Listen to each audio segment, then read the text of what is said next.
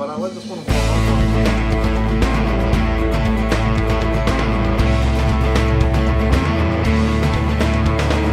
It's Spartacus. He likes to lick and bite. Alright, we did some shots between the trees. We've moved forward. The sun is starting to cooperate. Well, not the sun, the clouds, at least at the moment. So we're going to be quick so we get our shots. Now we have some bright contrast. We're raised up, as you can probably see. The camera's up higher than it normally is. So I probably have lots of headspace. We're going to tilt it, and we're trying to basically tilt like this. So that the camera, you know what? I have a visual aid that will really help. The other camera. So,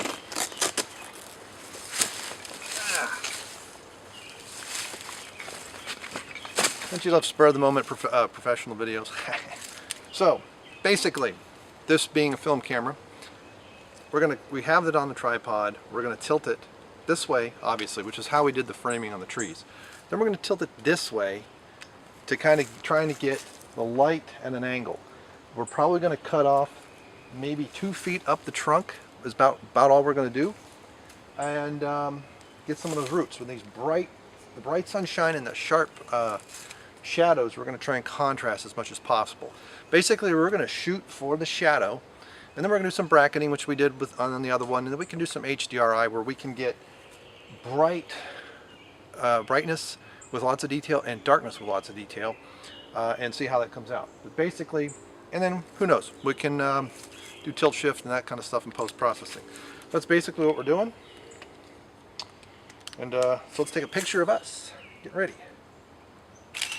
Woohoo! That was really fast. Probably help if I take it off of manual mode. There we go. Now it can actually... Wow. It does not want to focus. There we go.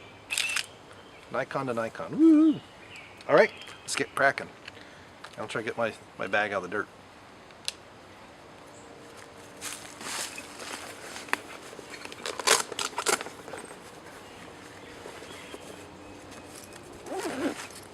Oh yeah,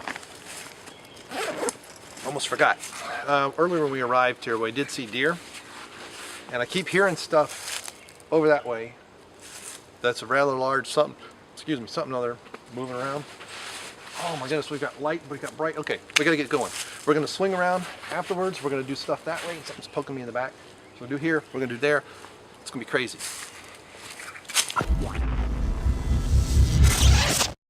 Three of the better images. I did some bracketing around this image, and yes, we could do an HDR version of this if we wanted to. I just did a default conversion from the Nikon software to JPEG. That's all I've done. I've not boosted anything. And of the three, I actually prefer this lighter one. This one has some good detail here in the leaves, and this one's just a little dark. That's why I say these three combined would probably be good.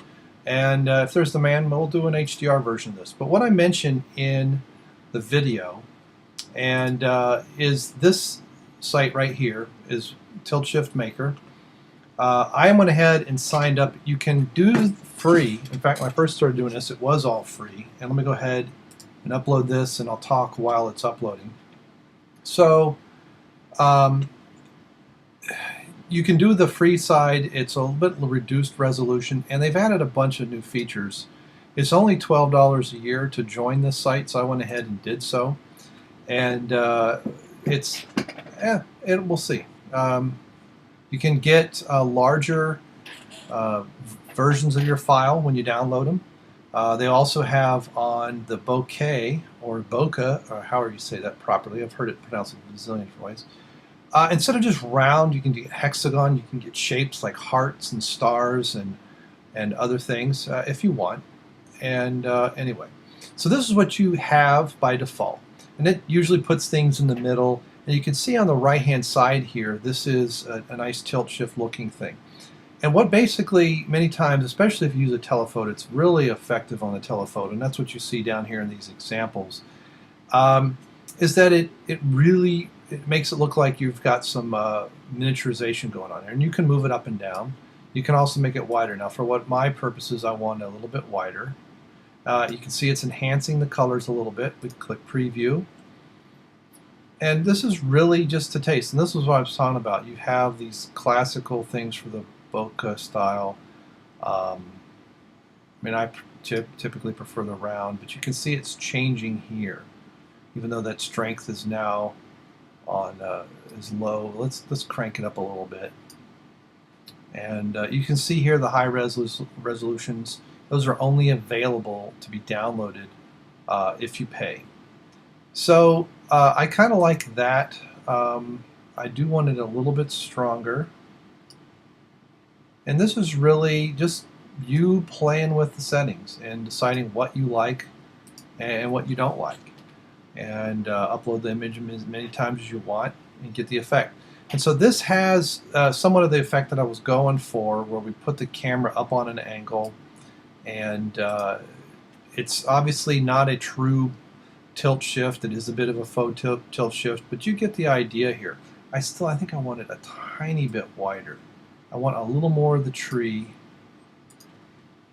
The foreground I really don't want as much of, so I think I'm going to come up a little bit higher on that tree. And capture that light. You can see the greens are kind of enhanced and blown out. So, but you could also turn that off. This is the enhanced colors. You can do all that in post in whatever your favorite software is, then upload it. And we can also make the gradient go a little bit slower. That may actually help. We'll give the illusion that it's not a little bit wider. So there we go. I like that. And now all you do is you click download, and you get the dialog box comes up, and you save it to your local machine, and that is it. So do some experimentation. This one we actually tilted the camera to try and get this angle. We'll do some more experiments with, say, 200mm or 300mm focal lengths. That's where you get this nice miniaturization. This where I have down in the bottom right hand corner while we're waiting. That's just a real picture. It's not a miniature, but it looks like it's a miniature when it's in this. It's an amazing effect. All right, thanks for watching, and see you on the other side.